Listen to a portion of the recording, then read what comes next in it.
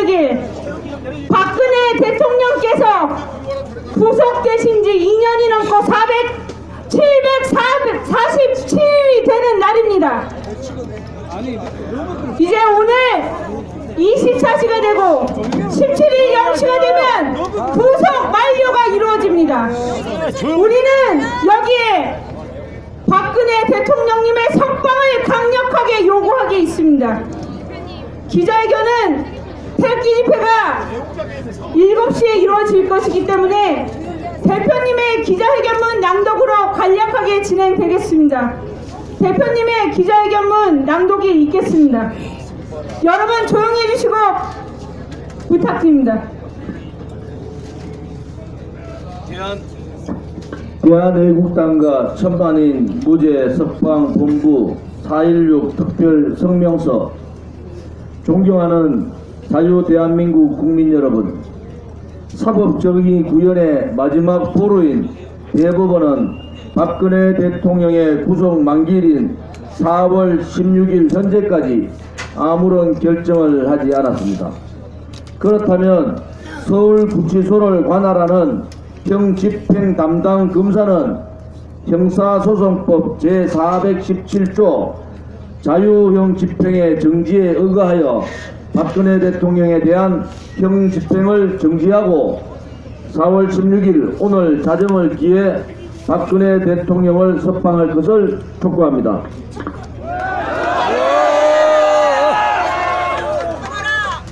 박근혜 대통령 사건은 형사소송법 제471조 제7호에 명시된 형집행 정지를 할 수 있는 기타 중대한 사유가 있는 때에 해당하므로 박근혜 대통령을 석방하는 것이 대한민국의 사법정의가 살아있음을 전 세계에 널리 알리는 길이라고 하겠습니다. 박근혜 대통령의 경우 관련 사건 대부분이 대법원 전원합의체에 회부되어 있습니다. 주된 사건의 재판이 언제 끝날지도 모르는 이런 상태에서 공직선거법 위반에 대하여 확정된 징역 2년형을 먼저 집행하겠다고 하는 것은 박근혜 대통령 개인에 대해서뿐만 아니라 자유민주주의의 체제 및 법치주의에 돌이킬 수 없는 해악을 초래할 우려가 있습니다. 박근혜 대통령은 이미 공직선거법 위반 2년형을 초과한 2년 18일 동안 장기간 구금 생활을 하였습니다. 대법원 전원 합의체 심리 결과 관련 사건들이 무죄로 확정된다면 별건형 집행은 지난 2년 18일간 구금 상태에 있었던 박근혜 대통령에게 돌이킬 수 없는 인권 침해 행위에 해당함은 물론 대한민국 국민 모두가 이러한 인권 침해의 피해자가 될 수 있음을 의미합니다. 특히 공직선거법 위반 사건은 박근혜 대통령이 구금 상태라는 점을 악용하여 검찰이 2018년 2월 1일 추가 기소하였습니다. 대법원에 계류 중인 박근혜 대통령 사건의 1심 선고일이 2018년 4월 6일이라는 점을 감안하면 공직선거법 위반 사건은 1심 단계에서부터 법원의 병합심리가 가능하였습니다. 이렇듯 공직선거법 위반 사건은 대법원에 계류 중인 한 사건과 1심 단계에서부터 병합하여 진행하는 것이 우리 헌법과 형사소송법의 대원칙에 부합함에도 법원과 검찰은 무언가에 쫓기듯이 사건을 쪼개 재판하였습니다. 이는 정당한 법에 근거한 재판 절차가 아닙니다. 뿐만 아니라 공직선거법 위반 사건은 2018년 11월 21일 2심 선고가 있었고 검사와 국선 변호인이 상고하지 않아 2018년 11월 28일 형이 확정되었습니다. 따라서 그날부터 형집행이 가능했음에도 불구하고 법무부는 형집행을 하지 않고 있다가 이제 와서 형집행을 하겠다는 것은 별건형 집행을 통한 명백한 정치보복 형태라 아니할 수 없습니다.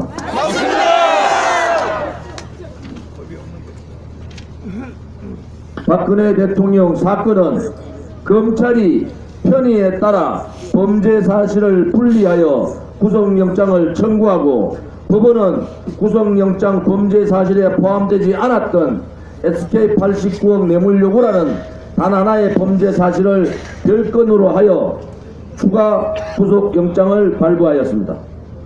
그 이후 검찰은 관련 사건과 함께 재판을 받을 수 있었던 범죄 사실을 다시 끄집어내어 또다시 기소하고 법원은 사건을 병합하지 않은 채 검찰이 기소한 대로 사건을 분리 진행하여 판결하였습니다.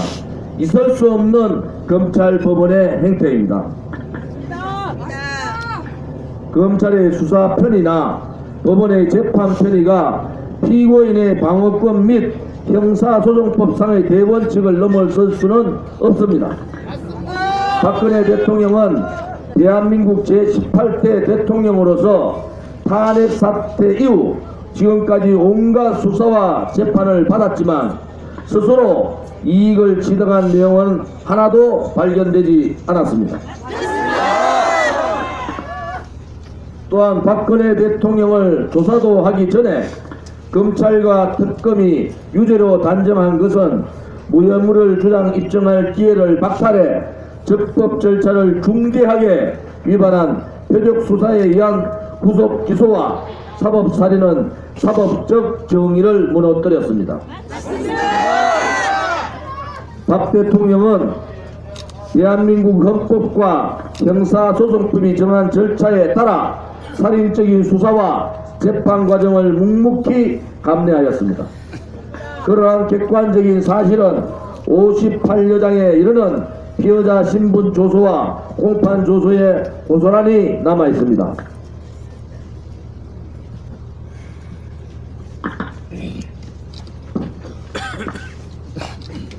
형사 재판은 증거에 따라 사실을 인정하고 그 인정된 사실에 재형 법정주의 원칙에 따라 해석한 법규를 적용하는 작업입니다. 대통령이 아니라 우리나라 국민 그 누구라도 적법 절차의 원리에 따른 공정한 형사재판을 받을 권리가 있습니다. 특히 불구속 재판 원칙은 헌법과 형사소송법이 정한 형사법, 형사사법 절차에서 국민의 방어권과 인권을 보장하는 기초에 해당하는 원칙입니다. 박근혜 대통령은 만 67세를 넘긴 나이로 70세를 바라보고 있는 독신 여성으로서 오랜 구금 생활로 건강이 많이 나빠진 상태입니다. 게다가 관련 사건의 대법원 심리가 얼마나 더 진행될지도 미지수이며 이 사건은 우리 헌법이 정한 바에 따라 무죄로 추정되는 상황입니다. 거짓 여론에 의한 탄핵 절차의 불법성은 차치하고라도 그 이후 진행된 형사 공판 절차에 발생한 별건 구속영장 발부 및 별건 공소 제기에 이은 별건형 집행은 대한민국 사상 역사상 가장 부끄러운 과오로 남을 것입니다. 맞습니다. 하늘과 양심은 속일 수 없는 법이고 인과응보, 사필규정, 자업자득은 대자연의 섭리입니다. 박근혜 대통령을 형집행 정지로 석방하는 것이 마지막 남아있는 참회의 기회입니다. 촛불 쿠데타 세력과 권력 찬탈 세력, 이 문재인 정부와 검찰은 이 기회를 거듭하지 말 것을 엄중히 경고합니다. 2019년 4월 16일 대한애국당 천만인 무죄 석방본부와 애국 국민들이 함께 드립니다.